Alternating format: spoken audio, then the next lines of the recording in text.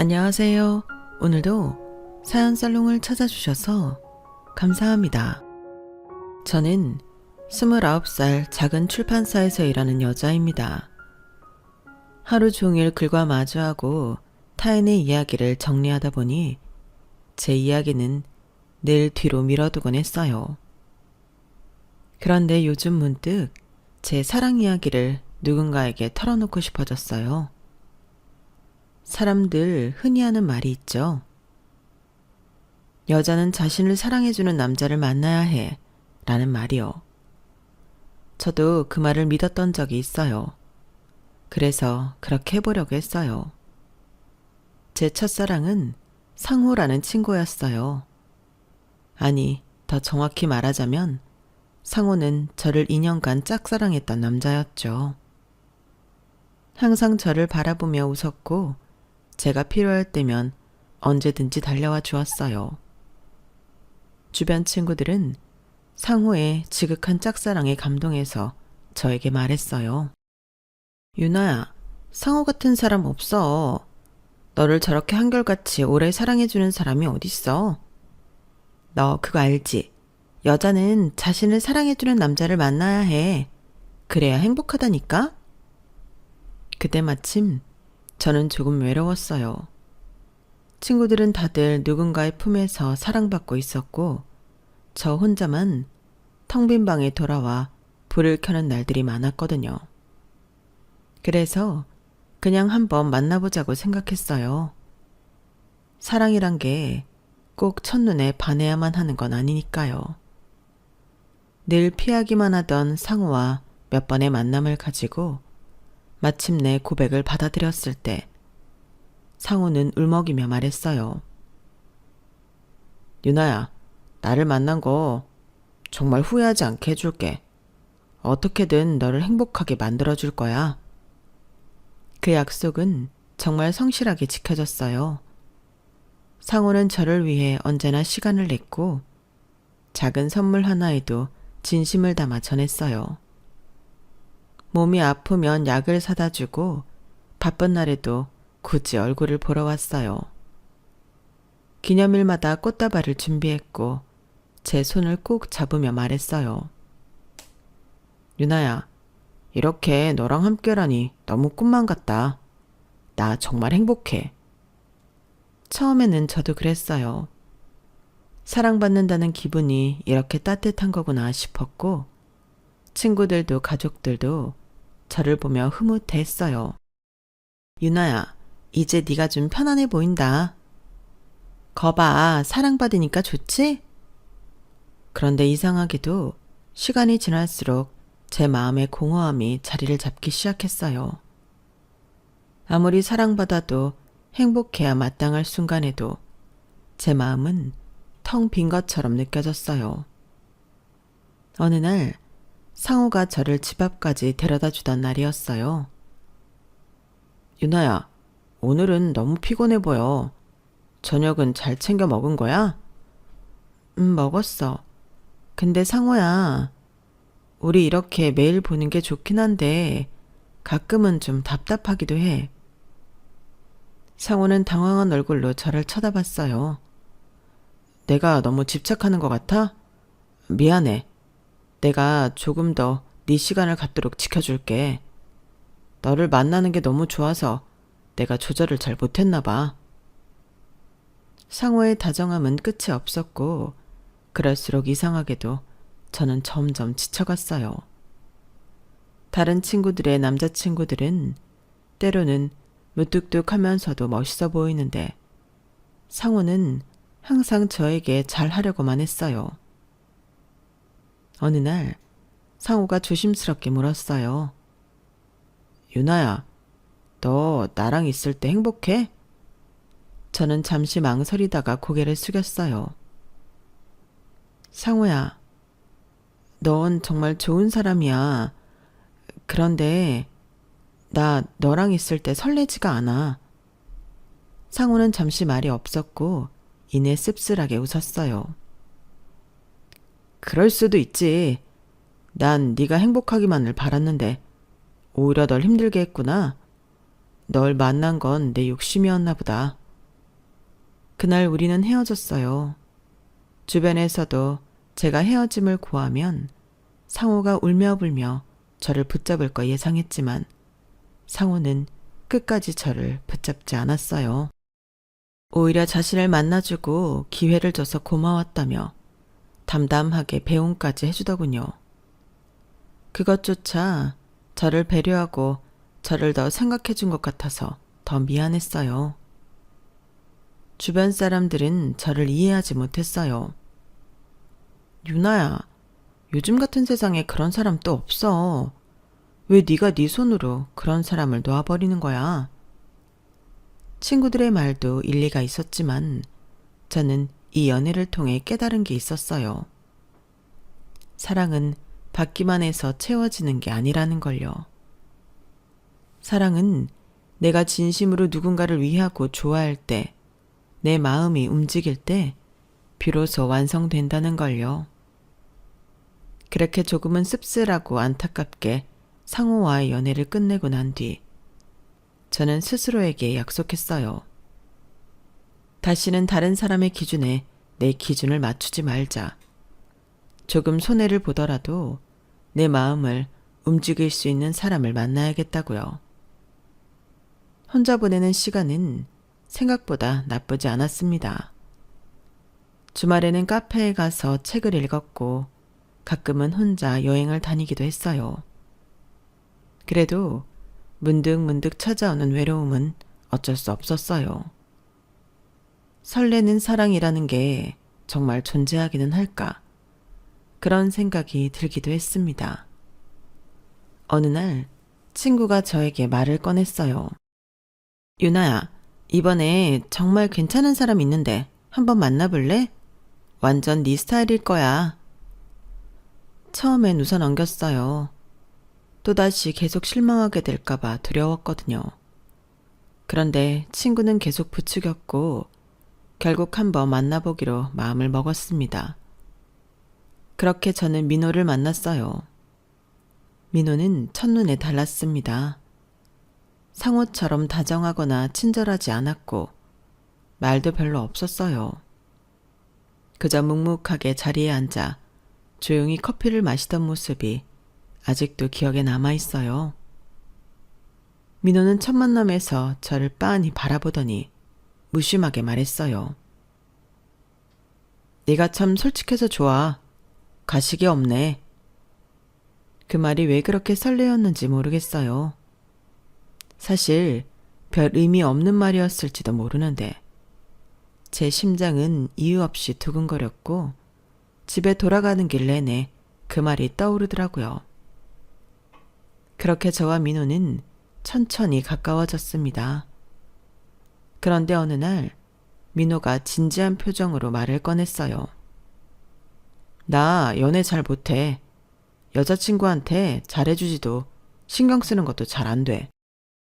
그 말이 왜인지 저에게는 매력적으로 들렸습니다. 민호의 그런 솔직함이 오히려 믿음직스럽다고 생각했어요. 다른 여자들에게는 철벽처럼 느껴질 그 무심함이 저에게는 오히려 특별하게 느껴졌습니다. 이런 사람이라면 내가 더 노력하면 되겠지. 그럼 언젠가는 나에게도 조금 더 마음을 열어주겠지. 미련하게도 그때는 저만 잘하면 다 잘 될 거라고만 생각했어요. 그렇게 저는 어딘가 첫 단추를 잘못 깬 채로 민호와 연애를 시작했습니다. 연애를 시작하고 나서 저는 매일이 설렜어요. 그 사람이 저를 좋아하는지 확신이 서지 않을 때도 있었지만 괜찮다고 스스로를 다독였어요. 원래 그런 사람이니까 그저 감정 표현이 서툴 뿐이라고 믿었거든요. 그런데 민호와의 연애는 이전 연애와는 처음부터 조금 달랐어요. 약속을 잡을 때도 항상 제가 맞춰야 했고 데이트 장소도 대부분 민호의 편의에 따라 결정됐어요. 친구들이 물었죠. 유나야, 너희는 주말마다 뭐해? 둘이 연락을 잘 안 하는 것 같은데 네가 보고 싶다고 먼저 연락은 하는 거지? 그때마다 저는 어색하게 웃으며 대답했어요. 일 때문에 워낙 바빠서 그래도 내가 먼저 연락하면 빨리 답장해줘. 친구들과 연애 이야기를 하면 살짝 당황스러울 때가 있을 정도로 민호는 다정하지 않았지만 가끔은 저를 설레게 하는 순간들이 있었어요. 어느 겨울날 바람이 몹시 불던 날이었죠. 제가 추워서 어깨를 웅크리고 있을 때 민호가 자신의 외투를 벗어 저에게 덮어줬어요. 춥겠다. 입어. 그 한마디가 그렇게 따뜻하게 느껴질 줄은 몰랐어요. 저는 그런 작은 순간들을 붙잡고 그 사람의 무심함 속에 숨겨진 다정함을 찾아내려고 했습니다. 하지만 시간이 지날수록 마음 한구석이 무거워졌어요. 민호는 데이트가 끝나면 늘 먼저 집으로 돌아갔고 제가 술자리에 가면 먼저 걱정해 주지도 않았어요. 어느 날 친구들과 술자리를 가진 뒤였어요. 모두들 남자친구가 마중을 나와 있었고 저만 혼자 택시를 타고 귀가해야 했죠. 워낙 늦은 밤이라 문득 무서운 생각이 들어 택시에 타자마자 민호에게 전화를 걸었어요. 민호야, 나 이제 집에 가. 너 뭐 해? 자려고. 내일 출근해야 하니까. 나 지금 혼자 택시 타고 가는 중이야. 조금만 통화하다가 끊으면 안 돼? 유나야, 지금 시간이 몇 시야? 나 정말 피곤해. 얼른 들어가서 자. 민호의 목소리는 늘 차분했어요. 무심한 듯 말하면서도 왠지 모르게 더 이상 말을 이어갈 수 없게 만드는 힘이 있었어요. 그날 저는 창밖을 바라보며 아무 말 없이 전화를 끊었어요. 그리고 또 한 번, 우리의 1주년 기념일이었어요. 평소에도 기념일을 열심히 챙기지는 않는 커플이었던지라 따로 이야기는 안 했지만 그래도 1주년만큼은 직접 챙기고 싶더라고요. 그래서 작은 케이크와 선물을 준비하고 카페에서 민호를 기다렸죠. 하지만 정신을 차려보니 약속 시간은 이미 한참 지나 있었고 민호는 오지 않았어요. 민호야, 어디야? 이때쯤 퇴근한다고 하지 않았어? 아, 미안. 야근해야 될 것 같아. 오늘은 못 만날 것 같아. 갑자기 야근? 오늘 우리 기념일인 건 기억하니? 기억했지. 미안해, 유나야. 다음에 맛있는 거 사줄게. 민호는 언제나 간단하게 말을 끝내고 전화도 먼저 끊어버렸어요. 저는 전화를 끊고 혼자 케이크를 자르면서 생각했어요. 그래도 나랑 헤어지자고 하진 않잖아. 내가 좋으니까 만나는 거겠지. 하나씩 맞춰가다 보면 이런 날들도 언젠가는 괜찮아질 거야. 하고요. 하지만 그 믿음은 어느 날 몸이 아팠을 때 완전히 깨져버렸어요. 그날은 감기 몸살을 정말 심하게 앓았어요. 열이 펄펄 끓었고 일어나서 물 한 잔 마시기도 힘들었죠. 민호에게 메시지를 보냈어요. 혼자 살고 있어서 연락할 사람이 남자친구밖에 없어서요. 민호야, 나 너무 아파. 오늘 잠깐만 와줄 수 있을까? 민호의 답장은 짧았어요. 미안. 오늘 친구들이랑 약속 있어서 내일 전화할게. 핸드폰을 내려놓고 천장을 멍하니 바라봤어요.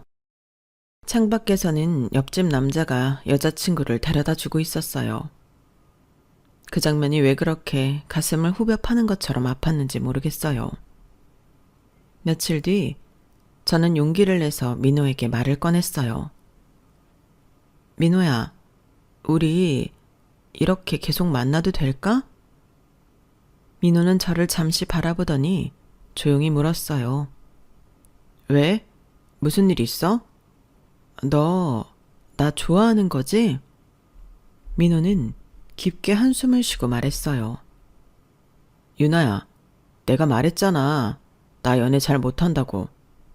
여자친구한테 잘해주지도 못하고 신경 쓰는 것도 서툴다고. 그게 너의 최선이야? 나를 사랑해서 나랑 함께 있는 거야? 아니면 그냥 익숙해서 편해서 그러는 거야? 민호는 아무런 말도 하지 않았어요. 저는 눈을 감고 천천히 말을 이어갔어요. 나는 네가 조금만 더 나를 신경 써줬으면 좋겠어. 내가 아플 땐 걱정해주고 늦은 밤에 나 혼자 집에 갈 때는 조금이라도 걱정해줬으면 좋겠어. 이게 그렇게 어려운 일이야? 민호는 조용히 대답했어요.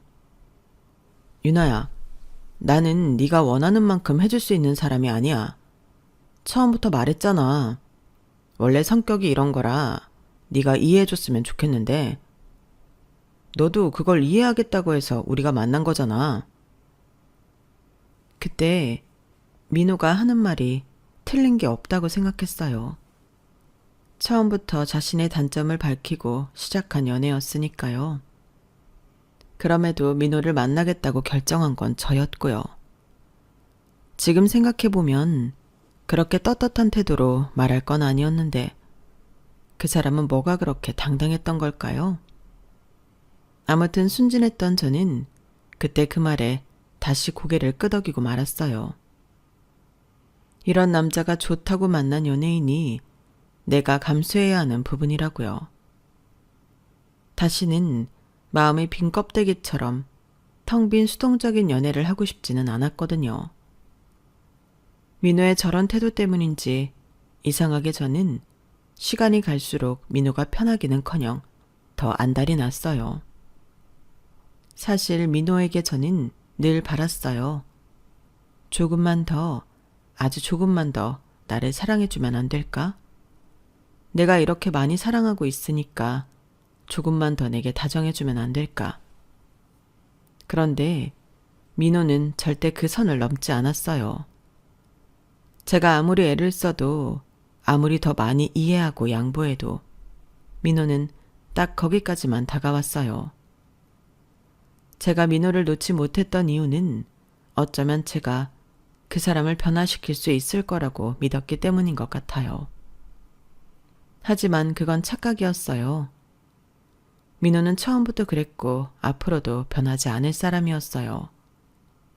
그럼에도 불구하고 저는 그 작은 순간들, 외투를 벗어두던 손길, 무심하게 던진 밥은 먹었어? 라는 한마디가 너무나 커다랗게 남아서 그 사람을 포기할 수 없었어요. 사랑이라는 감정은 참 이상하죠. 제가 그렇게 아프고 그렇게 외로워하면서도 놓지 못했던 이유가 결국은 그 작은 온기 때문이었다뇨. 민호는 제게 가끔 아주 작은 불빛 같은 사람이었어요. 어둠 속에서 그 작은 불빛을 붙잡으려고 저는 계속 그 사람을 사랑하고 있었던 거예요. 민호와의 연애는 어느새 일상이 되었어요.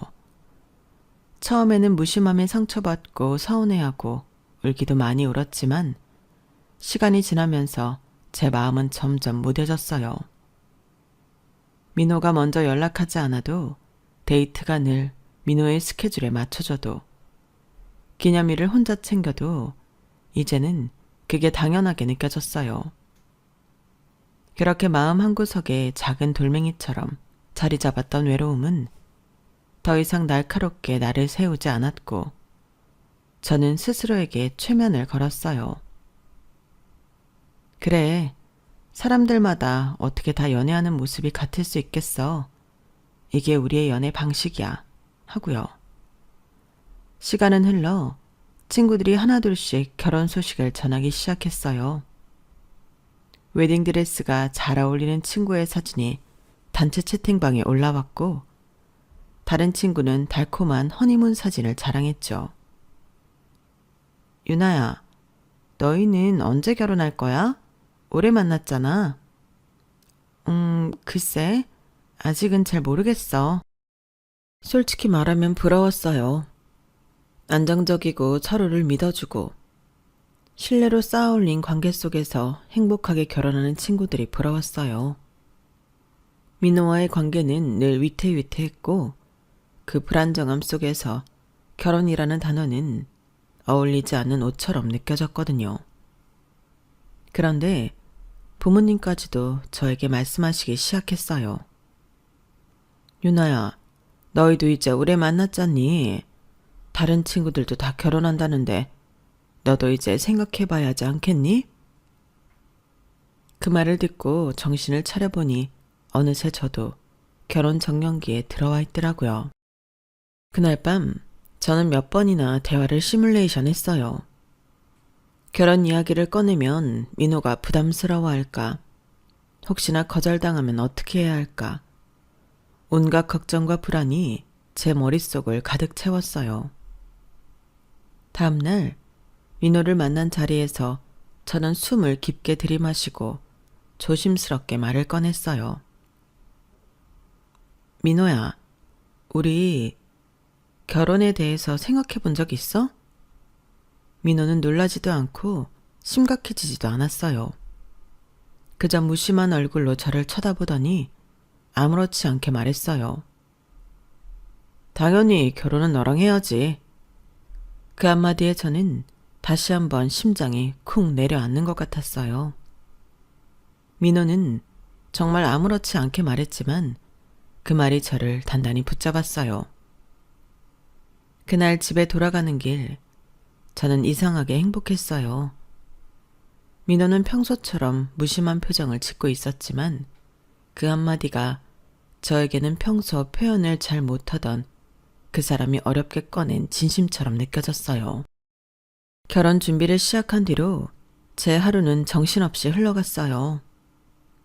웨딩홀을 알아보고 드레스를 고르고 신혼집 이야기를 나누다 보면 하루가 어떻게 가는지도 몰랐죠. 하지만 그 와중에도 가끔 불안함이 찾아왔어요. 민호는 여전히 무심했고 결혼 준비의 대부분은 제가 주도해야 했거든요. 그래도 스스로를 다독였어요. 괜찮아. 원래 그런 사람이니까 하면서요. 양가 부모님을 뵙는 날짜가 잡혔을 때 저는 정말 떨렸어요. 민호의 부모님을 직접 뵙는 첫 자리니까요. 그런데 그날 민호가 뜬금없이 말을 꺼냈어요. 우리 부모님이 좀 보수적이셔. 괜한 말 들어도 그냥 참아줘. 민호는 정말 무심하게 그 말을 던졌지만 제 마음에는 작은 돌멩이처럼 남았어요. 혹시나 예비 시부모님께 무례한 말을 들을까봐 걱정이 됐거든요. 그래도 스스로에게 최면을 걸었어요. 사랑은 모든 걸 이겨낼 수 있어. 이건 우리의 첫 관문일 뿐이야 라고요. 민호의 부모님을 처음 뵙기로 한 날, 저는 아침부터 거울 앞에 오래 서 있었어요. 원피스를 몇 번이나 갈아입고 머리도 한 번 더 다듬고 마지막 나서는 순간까지 심호흡을 크게 했죠. 약속 장소인 레스토랑에 도착했을 때 민호의 부모님은 이미 자리에 앉아 계셨어요.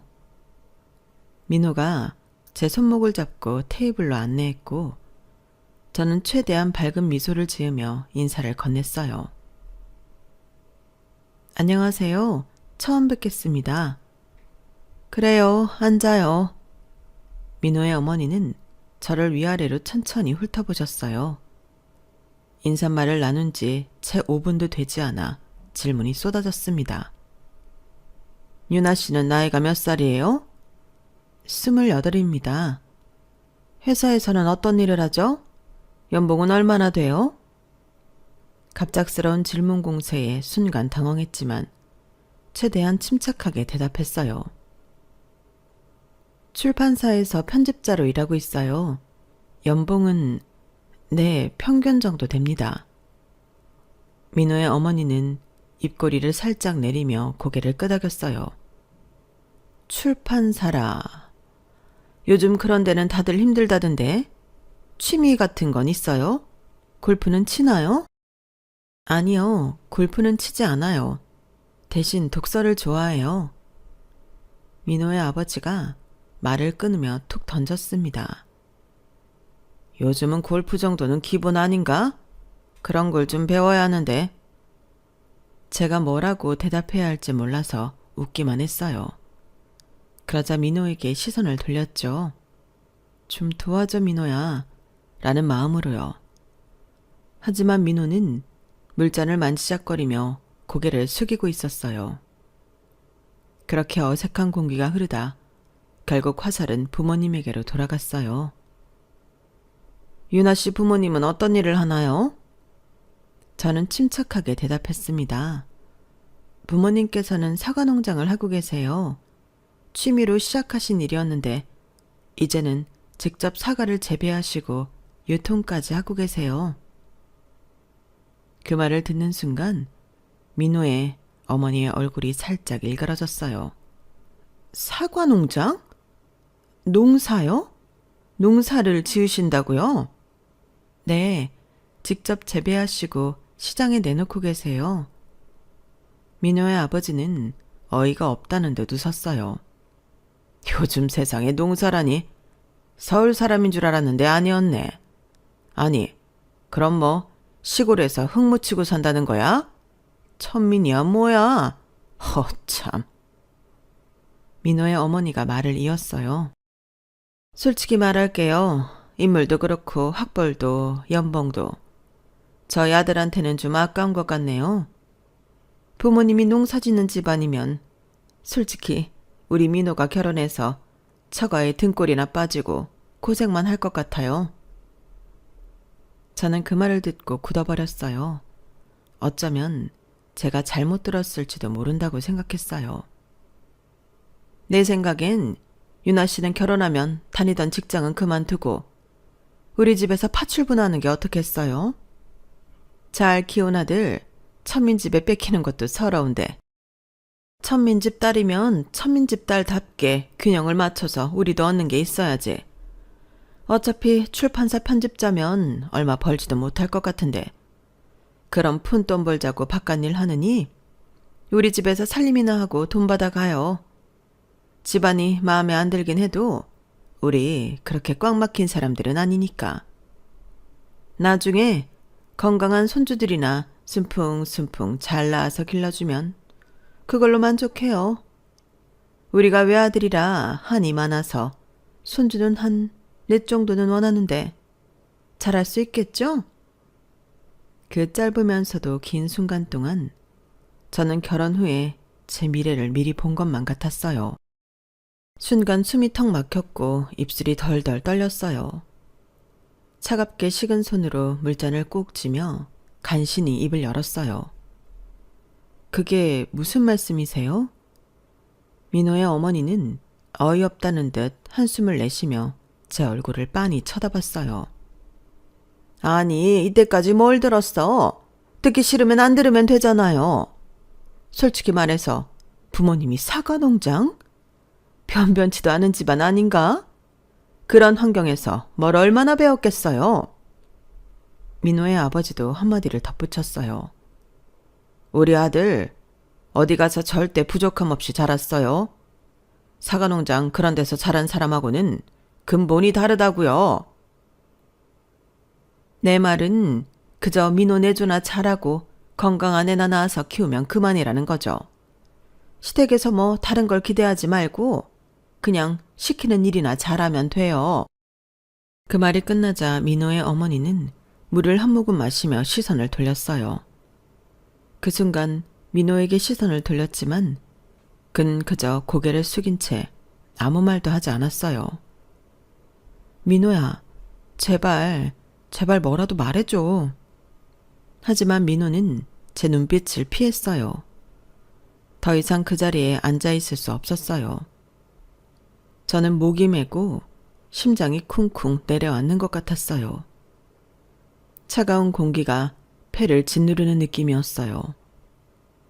저도 모르게 자리에서 벌떡 일어나 제대로 인사도 마무리하지 않고 자리를 뛰쳐나왔어요.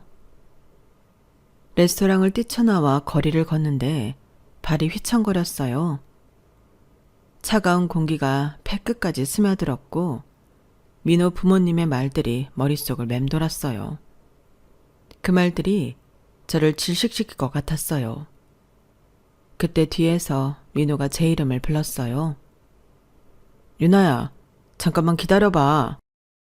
따라오지 마. 나 지금 너랑 이야기하고 싶지 않아. 민호는 제 팔목을 잡아 끌었어요. 손에 힘이 들어가 있었고 저는 그 강한 손길에 멈춰 섰어요. 그렇게 가지 마. 내가 집까지 데려다 줄게. 됐어. 나 혼자 갈 수 있어. 그런데 민호는 한숨을 내쉬고는 제 손을 놓지 않았어요. 그날따라 이상할 정도로 제 손을 놓지 않았어요. 결국 저는 말없이 차에 올라탔고 민호는 운전석에 앉았어요. 차 안은 숨이 막힐 듯 조용했고 저는 창밖만 바라보았어요. 민호는 운전대를 잡고 한 손으로 제 손을 잡았어요. 따뜻한 그 손길이 너무 짜증났어요. 내가 얘기했잖아. 우리 부모님 성격 보통 아니라고. 너한테만 그런 게 아니라 원래 저래. 그 말에 저는 더 이상 참지 못하고 입을 열었어요. 네가 말하는 원래 저래라는 말, 그게 대체 뭐야? 내가 왜 네 부모님의 그런 태도를 이해해야 하는 거야? 왜 내가 그걸 견뎌야 하는데? 민호는 입을 다물고 운전만 했어요. 나 오늘 정말 서러웠어. 네 부모님은 나를 존중하지 않았어. 나를 사람으로도 보지 않았어. 그런데 넌 왜 아무 말도 하지 않았어? 왜 나를 지켜주지 않았어? 민호는 여전히 말이 없었고 그저 제 손을 꼭 쥐고 있었어요. 나 오늘 정말 혼자였어. 그 자리에 나만 혼자 있었어. 나는 네가 나를 지켜줄 줄 알았어. 최소한 네가 나를 변호해 줄 줄 알았어. 그런데 너는 아무 말도 하지 않았잖아. 뭐라고 대답 좀 해봐. 민호는 핸들을 꽉 쥐고 숨을 길게 내쉬었어요. 우리 부모님이 그냥 그런 사람들이야. 이해해줘. 그 말에 저는 어이없어 웃고 말았어요. 이해? 내가 왜 이해해야 하는데? 그게 왜 내가 해야 할 일이야? 나는 오늘 네 부모님한테 짓밟혔어. 나를 사랑한다는 네가 그걸 보고도 아무 말도 하지 않았어. 그런데 나보고 이해하라고? 그건 말이 안 되는 거야. 제 목소리가 떨렸고 눈물이 또르르 흘렀어요. 우리 이 결혼 그만두자. 나는 더 이상 이렇게까지 나를 잃어가면서 나 혼자 사랑하면서 이 관계를 유지하고 싶지 않아. 그 말을 하자마자 민호는 갑자기 차를 갓길에 세웠어요. 브레이크 소리가 날카롭게 울렸고 차 안은 정적에 휩싸였어요. 민호는 핸들을 꽉 쥔 채 한동안 아무 말도 하지 않았어요. 어깨가 미세하게 떨리고 있었어요. 안 돼, 유나야.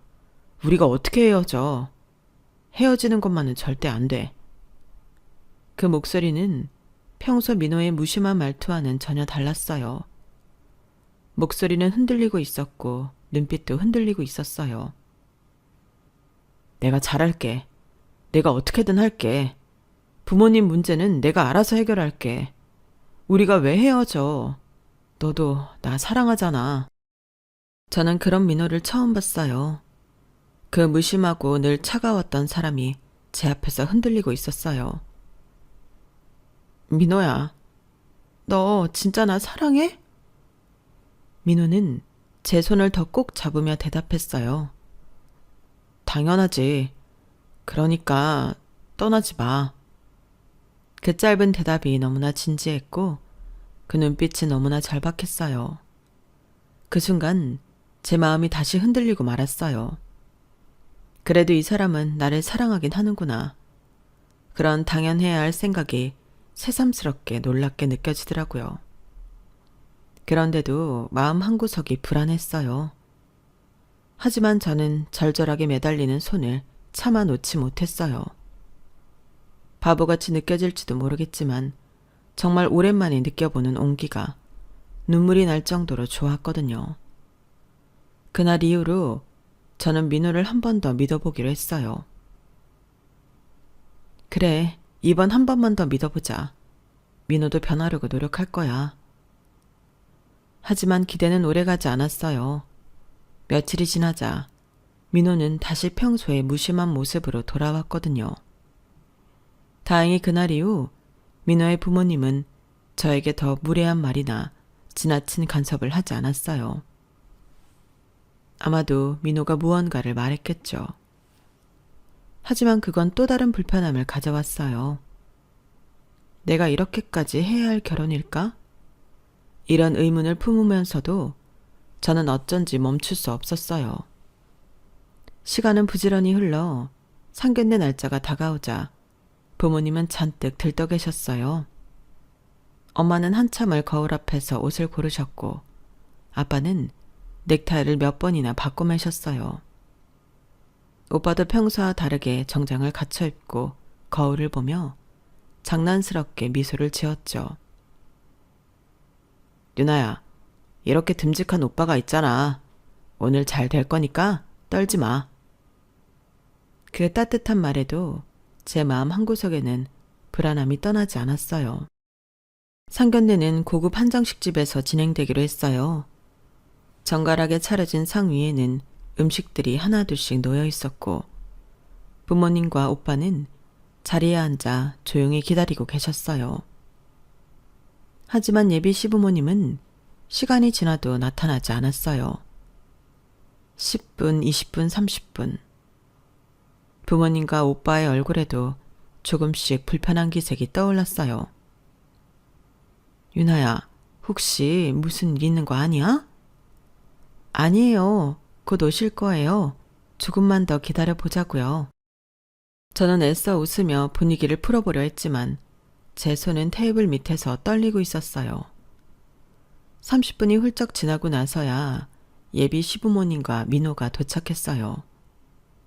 문을 열고 들어온 그들의 표정은 여전히 당당했고 저희 가족을 바라보며 작게 웃었어요. 민호의 어머니는 부모님을 보자마자 툭 내뱉었어요. 어머, 생각보다 세련되셨네요. 시골에서 농사나 짓는다고 해서 촌스러울 줄 알았는데 뭐 이렇게 꾸미면 쪽팔리진 않겠어요? 순간 공기가 얼어붙었어요. 엄마의 미소가 굳었고 아빠는 조용히 물잔을 잡으며 말했어요. 예, 뭐 농사도 제대로 지으면 나쁘지 않은 일이죠. 그렇게 어색하게 식사가 시작됐고 민호는 여전히 아무 말도 하지 않았어요. 저는 숨을 죽이며 식사를 했고 대화는 시종일관 불편하게 흘러갔어요. 그런데 민호의 어머니가 화장실을 다녀오고 난 후 아빠와 엄마가 조용히 시아버지를 바라보며 말을 꺼냈어요. 저희가 어디서 뵌 적이 있는 것 같은데요. 낯이 익어요. 시아버지는 순간 얼굴이 굳었지만 이내 웃으며 손을 내저었어요. 하, 제가 농사 짓는 분들을 볼 일이 어디 있겠어요. 난생 처음 보는 분들이에요. 엄마와 아빠는 어이없다는 듯 서로를 쳐다보았지만 더 이상 말을 잇지 않았어요. 식사가 끝나고 모두가 식당 밖으로 나왔어요. 저희 가족은 주차장에 세워둔 차로 향했고 그 차를 본 순간 민호의 부모님의 얼굴이 사색이 되었어요.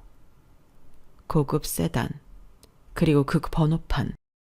우리 집 차는 10여 년 전 큰 사고가 있었던 차였지만 그 차를 사고 우리 가족에게 좋은 일들이, 좋은 추억이 너무 많은 차였기 때문에 엄마 아빠가 고집하셔서 아직도 타고 있는 차였거든요.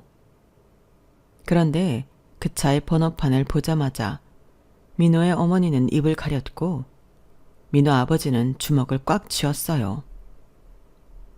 여보, 저 번호판은? 그 모습에 오빠가 차를 돌아보다가 민호 아버지를 빤히 쳐다봤어요. 그리고 갑자기 한 발짝 물러서며 말했어요. 저 생각났어요. 이 사람 설마 그때 그 뺑소니범 아니에요? 그 한마디가 모든 걸 멈추게 했어요.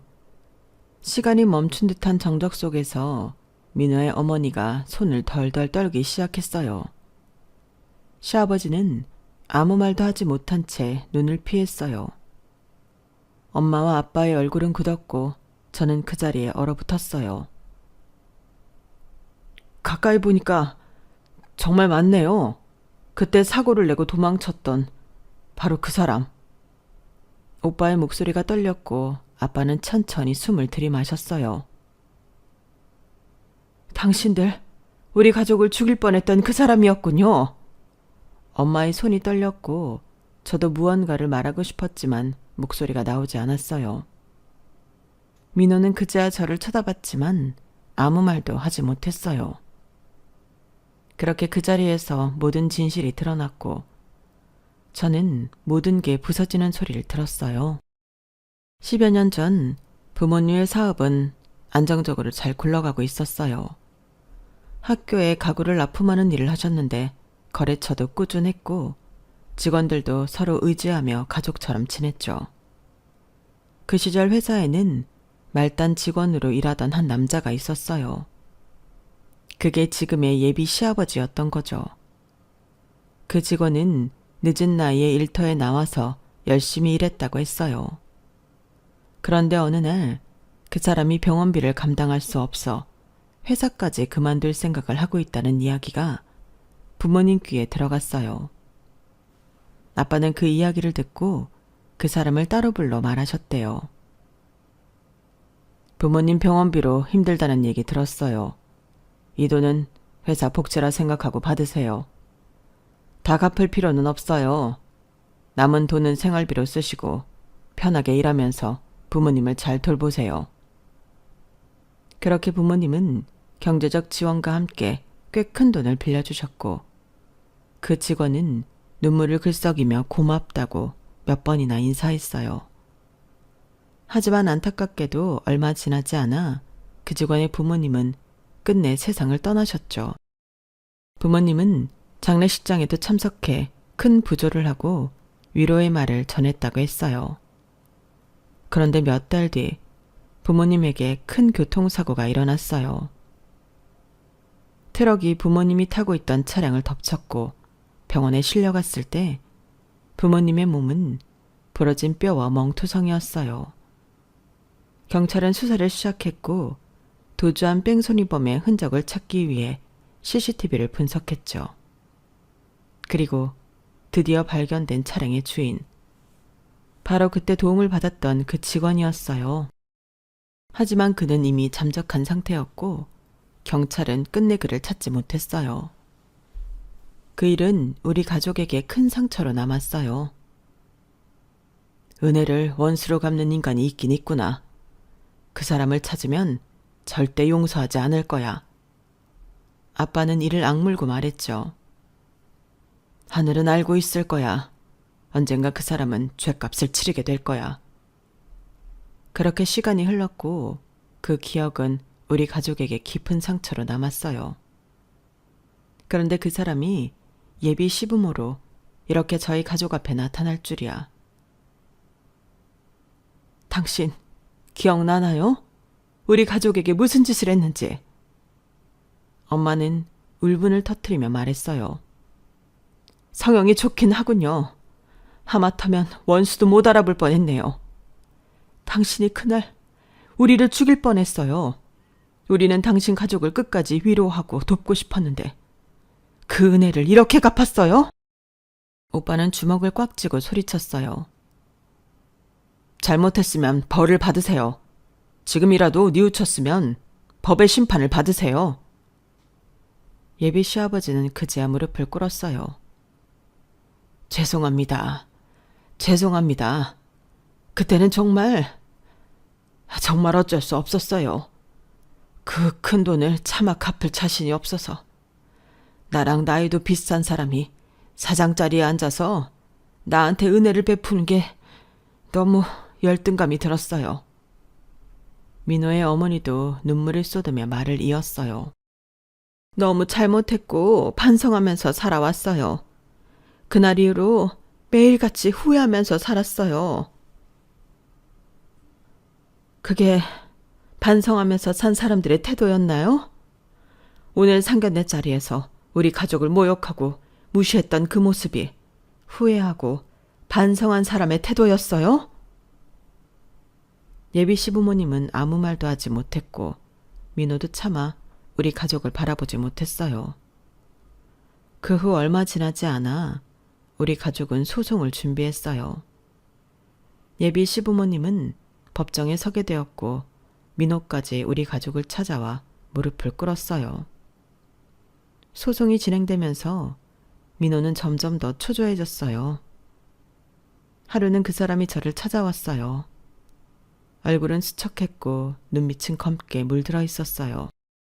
유나야, 소송 취하해줘 제발. 우리 평생 함께하기로 했잖아. 이렇게 되면 우리는 더 이상 함께할 수 없어. 그 말에 저는 어이가 없어서 웃음이 나왔어요. 민호야, 지금 그 말이 협박이야, 부탁이야? 민호는 순간 말을 멈추고 고개를 숙였어요. 어깨가 떨리는 게 보였어요. 그런 뜻이 아니야. 그냥 우리 이렇게 끝내면 안 될 것 같아서. 하지만 그 순간 그 말과 태도가 저를 더 차갑게 만들었어요. 민호야, 그럼 네가 생각하는 함께는 뭐야? 내가 네 부모님이 나와 우리 가족에게 저지른 일을 덮어주고 아무 일 없었다는 듯이 살아가는 거야? 네가 생각하는 사랑은 뭐야? 내가 다 이해하고 다 참아야만 하는 거야? 민호는 말없이 저를 바라보았어요. 그 눈빛에는 당황과 상실감이 섞여 있었어요. 네가 지금 무릎 꿇고 비는 모습이 나에게 애틋하게 보일 줄 알았어? 아니야, 민호야. 오히려 더 차갑게 만들어. 저는 민호를 바라보며 천천히 말을 이었어요. 어쩌면 너를 만나 여기까지 오게 된 건 우리 부모님의 원수를 갚기 위해 하늘에서 도운 일 같아. 우린 그냥 이런 결말을 보게 될 운명이었을지도 몰라. 그 말에 민호의 눈빛이 흔들렸어요. 처음으로 상처받은 얼굴을 하더군요. 그 순간 깨달았어요. 아, 이 얼굴이 내가 민호 앞에서 늘 하고 있었던 얼굴이구나. 그동안 정말 오랫동안 저는 이 얼굴로 민호 앞에 섰고 이 얼굴로 민호를 바라봤어요. 늘 상처받고 서럽고 외로운 얼굴. 민호야, 사랑은 서로를 지켜주는 거야. 나만 희생하고 나만 이해하는 게 아니야. 우리는 처음부터 잘못된 거였어. 이제 그만하자. 이 관계는 여기서 끝내는 게 맞아. 그렇게 민호와의 마지막 대화가 끝났어요. 쓸쓸하게 문을 나서는 뒷모습을 보면서도 저는 눈물이 나지 않았어요. 아니, 더 이상 흘릴 눈물이 남아있지 않았던 것 같아요. 돌이켜봐도 정말 상처뿐인 관계였지만 생각보다 허탈하지는 않았어요. 그동안 민호에게 쏟아냈던 감정, 참았던 눈물, 그리고 사랑이라는 이름으로 쌓아올린 희생. 이 모든 게 이제는 천천히 사라지고 있었거든요. 법정에서 민호의 부모님은 죄에 대한 심판을 받았어요. 징역 12년형이 선고됐죠. 선고가 되던 순간 뒷목을 잡고 쓰러지는 민호 어머니와 다급하게 어머니를 일으키는 민호와 그의 아버지를 보면서 그제서야 이제 정말 끝났다는 생각이 들더군요. 모든 게 끝나고 저는 부모님과 함께 하루하루를 보내고 있었어요. 그런데 어느 날 예상치 못한 사람이 저를 찾아왔어요. 유나야. 그 목소리를 듣자마자 가슴 한구석이 찌릿했어요. 돌아보니 그곳에 상호가 서 있었어요. 왜 왔어? 상호는 잠시 망설이다가 작은 미소를 지었어요. 소식 들었어. 그냥 가장 힘든 때잖아. 옆에 있어주고 싶어서. 그 말 한마디에 저는 아무 말도 할 수 없었어요. 그 말에는 어떤 욕심도 기대도 없었어요. 그저 저를 위로하고 싶다는 마음만이 가득했어요. 상호는 말없이 저를 바라봤어요. 그 눈빛에는 여전히 저를 향한 따뜻함이 가득했어요. 시간이 지나면서 저는 상호와 조금씩 이야기를 나누기 시작했어요. 상호는 저에게 아무것도 요구하지 않았어요. 제 이야기를 조용히 들어주었고, 제가 울면 곁에 있어 주었고, 제가 웃으면 따라 웃어주었어요. 유나야, 네 탓이라고 생각하지 마. 넌 원래 빛나는 사람이었어. 그리고 지금도 그래. 그 말에 저는 문득 상호와 연애를 하던 시절에 제 모습이 떠올랐어요. 그때 저는 항상 사랑받는다는 감정을 느꼈어요. 상호의 작은 배려와 다정한 말 한마디에 행복해했고, 그 행복이 저를 더 빛나게 했다는 걸 이제야 깨달았어요. 상호와 있을 때 저는 제 자신을 사랑할 수 있었던 것 같아요. 그걸 깨달은 지금 저는 상호와 다시 연애를 시작했어요. 민호와의 사랑이 저를 병들게 했다면 상호와의 사랑은 저를 치유하고 있었어요. 사랑받는다는 감정은 정말 소중하고 고귀한 일이라는 걸 알게 되었죠. 이제야 진짜 사랑이 무엇인지 알 것 같아요. 사랑은 누군가를 쟁취하는 것이 아니라 함께 손을 잡고 같은 곳을 바라보며 나아가는 거라는 걸요. 지금 제 옆에는 제가 빛날 수 있게 해주는 사람이 서 있어요. 과거의 아픔은 사라지지 않겠지만 그 아픔이 있었기에 지금의 제가 있다고 생각해요. 이제 더 이상 혼자 외로이 사랑을 쏟아내지 않을 거예요. 제 옆에서 저를 귀하게 여겨주는 소중한 사람과 함께 나아가고 함께 빛날 거예요. 여러분, 사연 댓글에 응원과 현명한 조언 부탁드려요. 좋아요와 구독은 저에게 큰 힘이 됩니다. 오늘도 좋은 일 가득하세요.